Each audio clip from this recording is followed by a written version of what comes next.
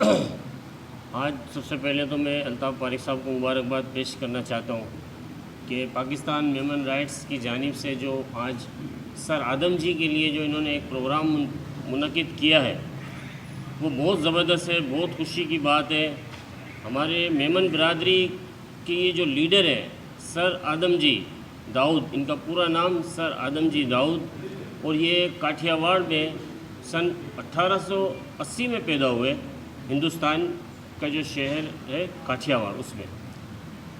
اور 68 سال ان کی عمر رہی۔ 27 جنوری 1948 کو ان کا انتقال ہوا۔ 68 سالہ زندگی میں انہوں نے مستقل محنت کی، اور اتنی محنت کی کہ ان کے ہندوستان کے اندر جب پاکستان اور ہندوستان ایک تھا اس وقت انہوں نے اسکالرشپ کا ایک نظام قائم کیا تعلیم کے اندر، کہ ان بچوں کو جو بچے تعلیم حاصل نہیں کر سکتے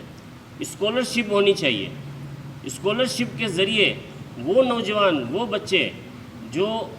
فائنینشلی اسٹرانگ نہیں ہیں اور وہ تعلیم حاصل کرنا چاہتے ہیں،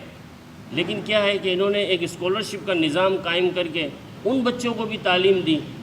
جو تعلیم حاصل نہیں کر سکتے تھے پیسوں کی وجہ سے یا اور پریشانی کی وجہ سے۔ انہوں نے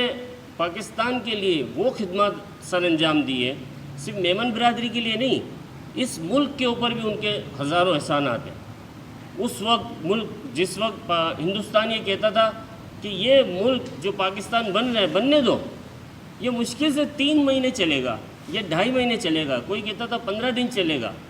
الحمدللہ انہوں نے اس وقت صرف بلینک چیک نہیں دیے، ہمارے ذہنوں میں تو یہ ہے کہ صرف بلینک چیک دیے، اس کے علاوہ انہوں نے اور جتنی بھی جو ان کی جو ایک جوٹ مل تھی، جو ایشیا کی سب سے بڑی جوٹ مل تھی جس کا قیام انہوں نے 1923 میں رکھا، وہ جھوٹ مل کا جتنا بھی فنڈ ہوتا تھا